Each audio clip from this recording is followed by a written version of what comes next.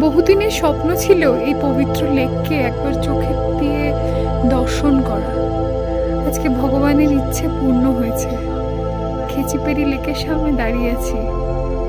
এটাকে wishing lake বলে। ভীষণ ভীষণ পবিত্র এক স্থান।